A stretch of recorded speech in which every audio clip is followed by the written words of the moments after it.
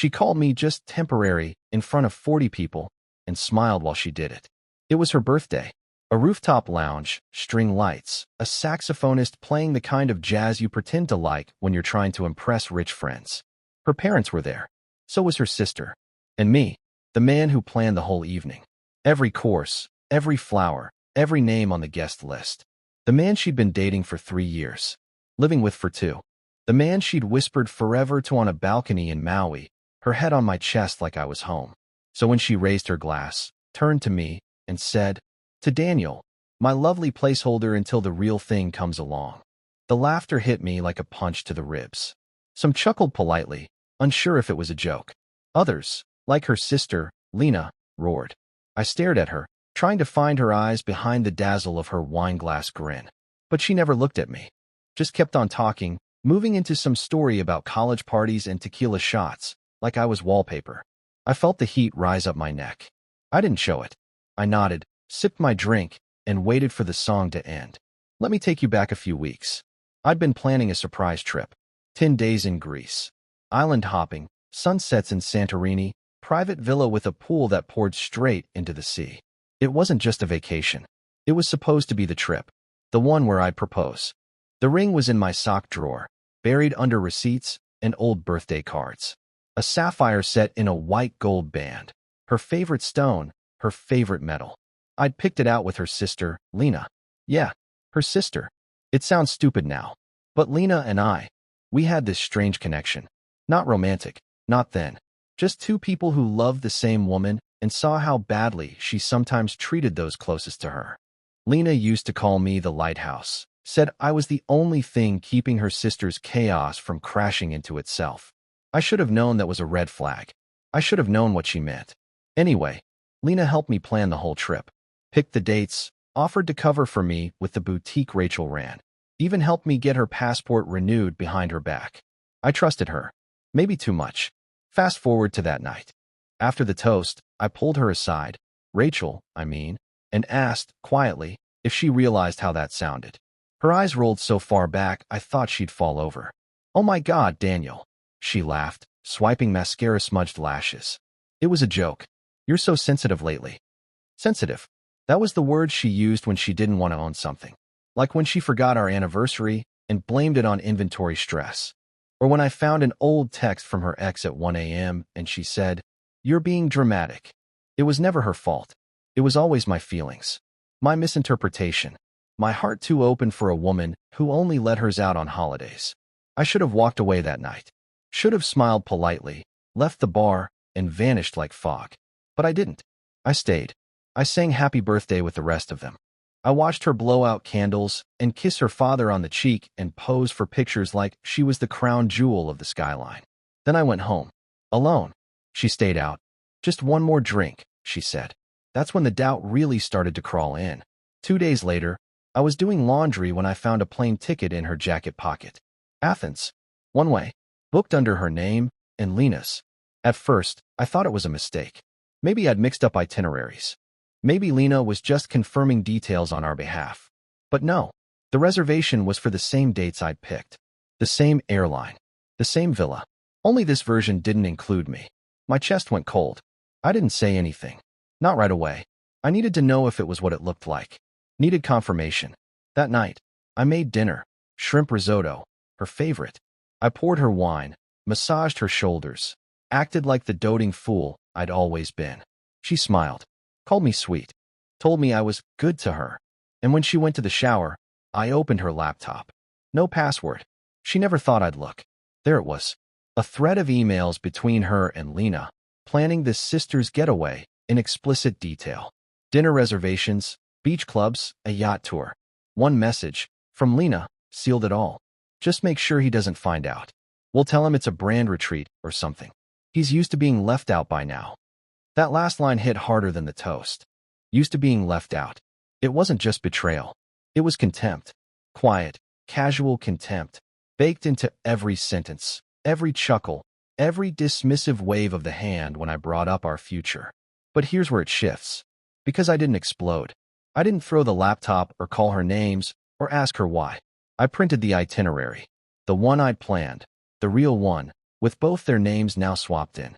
I made a few edits, updated the hotel confirmation to reflect a change, 2 twin beds instead of 1 king. And then I waited for her birthday brunch. Family only. Fewer people, more intimacy. The kind of setting where a surprise feels heavier. And when she stood to thank everyone for being part of her story, I stood, too. I reached into my jacket, pulled out the itinerary, and slowly slid it across the table, toward Lena. Rachel looked confused. What's that? Lena froze. Her fingers touched the paper like it might burn. Rachel laughed again, like this was a bit she didn't understand yet. Daniel? What is this? I looked at her, then at Lena, and I said, calmly, you call me temporary, so I figured you wouldn't mind if someone else took my place. The silence that followed that sentence could have cracked glass. Rachel blinked, confused, then amused, then, only then, suspicious. She tilted her head, mouth parted like she was about to laugh again, but something in my expression stopped her. Lena didn't move, didn't breathe. She just stared down at the itinerary like it had claws. What is this? Rachel said again, quieter this time. What is this, Daniel? Her father looked between us, fork suspended midair. Her mother, halfway through pouring coffee, froze with the pot still tilted. I sat down, calm as a lake in winter. It's your birthday gift, I said.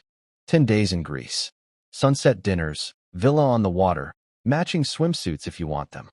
Lena's voice came out low. Daniel. Don't, I cut in. Not angry. Just done. You helped me plan this. Remember? You picked the villa. You said she'd love the marble bathtub. Rachel turned to her sister, so fast her wine glass nearly tipped. You what?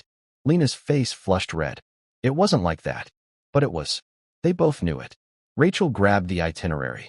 Her eyes flicked down the page, the dates, the room type, the notes section where I'd written proposal, sunset, day 4. Her hand trembled. Is this a joke? She asked. No, I said. The joke was your toast. This is just the punchline. I stood up, slipped my napkin onto the table, and turned to her father. I'm sorry to disrupt the morning. Happy birthday, Rachel. Then I walked to the door. I could hear her behind me, saying my name, trying to follow. She caught up just as I was pressing the elevator button. Her hand grabbed my arm, but she didn't pull. She just held it there, like someone gripping a ledge. Please, she said. This wasn't what you think. I turned. Which part? The part where you call me temporary? Or the part where you and your sister made plans to enjoy the trip I was going to propose on, without me? Her eyes filled with tears, real or rehearsed, I'll never know. It wasn't her fault, she said. I pushed her into it. Lena stood in the hallway now, arms folded. Her face had shifted, not defensive anymore, just tired. Don't cover for me, she said softly. I knew what I was doing. Rachel stared at her, betrayed by the one person she always assumed would lie for her. That was the first moment I saw it, the panic. The realization that the world she controlled so easily was starting to wobble. I looked at Lena then, really looked. And maybe this is the part I'm ashamed to admit, but for a split second, I saw the version of her I once believed in. The one who said she admired my loyalty, who promised me Rachel was just afraid of love, not incapable of it. But that illusion shattered fast, because Lena turned, walked back inside, and left us standing there in that cold, awkward hallway with 10 years of tension in the air. I can fix this, Rachel said. Please. I didn't mean it. The toast, it wasn't serious. You know how I am. I nodded. Yeah, I do. And I stepped into the elevator. The doors closed before she could say anything else. I didn't go home. I checked into a hotel across town and spent the next 2 days in silence. No calls, no texts. I didn't block her. I wanted to see if she'd reach out with something real. She didn't. What came instead was an email, titled, Can We Talk? Short, impersonal. No apology. Just questions. Where did you go? Are you okay? Can we still go on the trip? It was all so transactional. On the 3rd day, I forwarded the itinerary to my friend Cal. Newly divorced, passport ready, emotionally available. I told him to take the 2nd seat. Lena's name was still there. I didn't change it. Let her explain that to the resort concierge. I went somewhere else. I flew to Lisbon. Stayed in a quiet hotel by the river. Read 3 books.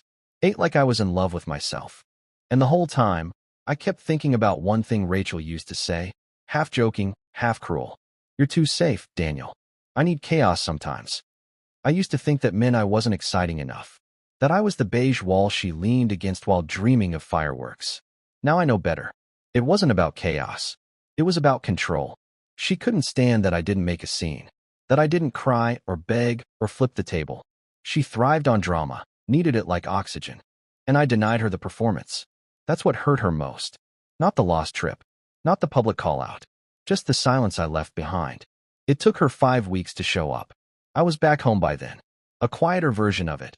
Half my stuff packed into storage, her things boxed in the hallway. The apartment felt like a museum of the life I thought we were building. Still smelled like her shampoo. Still echoed with the sound of heels she no longer wore here. When the knock came, I almost didn't open it. But curiosity is a funny thing. Even when the heart's done bleeding, the mind still wants answers. She stood there in jeans and a faded sweatshirt, not the usual curated version of herself. No makeup, no gold necklace. Just Rachel, stripped down and, for once, unsure. "Can I come in?" she asked. I nodded. Not out of grace. Out of curiosity. She sat on the edge of the couch like it didn't know her anymore. "I deserved what you did," she said after a long silence. I didn't say anything. Just waited. She sighed. "It was cruel. What I said that night. What I planned with Lena. I didn't expect you to find out like that." "So you knew I'd find out eventually?" She looked down. "I guess I thought you'd forgive me. That you'd chalk it up to a bad joke. Like always." I walked to the kitchen, poured myself water. Offered her none. "What was the plan, Rachel? Seriously. What did you think would happen?" She rubbed her eyes. "I didn't want to hurt you. I wanted to feel free." That word. Free. Like loving me was a prison.